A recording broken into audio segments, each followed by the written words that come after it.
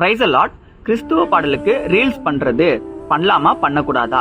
அநேகர் பாத்தீங்கன்னா ரீல்ஸ் எல்லாம் பண்ணக்கூடாதுங்க, இதுல தேவ நம்ம மகிமைப்படாது, நம்ம ஏசவை பத்தி 4 பேர்கிட்ட சொல்றோம் பாத்தீங்களா, அதுலதான் தேவ நம்ம மகிமைப்படும் சொல்றாங்க. நான் இப்ப என்ன சொல்றேன்னா, ஒரு கிறிஸ்டியன் சாங்ஸ்க்கு ரீல்ஸ் பண்றவங்க கண்டிப்பா அந்த பாட்டை ஃபுல்லா கேட்டிருப்பாங்க. ஏதோ ஒரு பாதி வார்த்தை மட்டும் கேட்டு ரீல்ஸ் பண்ண முடியாது. ஏன்னா நீங்க சினிமா சாங்ஸ்க்கு ரீல்ஸ் பண்றவங்களை போய் கேட்டு பாருங்க, அவங்க என்ன சொல்லுவாங்கன்னா, இந்த பாட்டை நான் 100 தடவை 150 தடவை கேட்டிருக்கேன், இந்த பாட்டை எனக்கு ஃபுல்லா தெரியும்னு சொல்லுவாங்க. அப்போ ஒரு பாட்டை நமக்கு ஃபுல்லா தெரிஞ்சாதான் அந்த சாங்ஸுக்கு நம்ம ரீல்ஸ் பண்ண முடியும். இது பண்றதுனால ஆத்தும ரட்சிப்பு வருமா? கண்டிப்பா வருங்க. ஏன் தெரியுங்களா, 2020 தினேஷ் நவீன் அப்படின்ற 2 பிரதர் ஜீசஸ் சாங்ஸ்க்கு டிக்டாக்ல ரீல்ஸ் பண்ணிட்டு இருக்காங்க. அப்படியே அந்த டிக்டாக்ல அவங்க பண்றதை பார்த்து ஆசைப்பட்டுட்டு நான் போய் என்ன பண்ணேன், அவங்கள போய் ரீல்ஸ் பண்ணணும் ஆசைப்பட்டு ரீல்ஸ் பண்ணேன். அதை டிக்டாக்னு சொல்லுவாங்க, டிக்டாக் பண்ணேன்.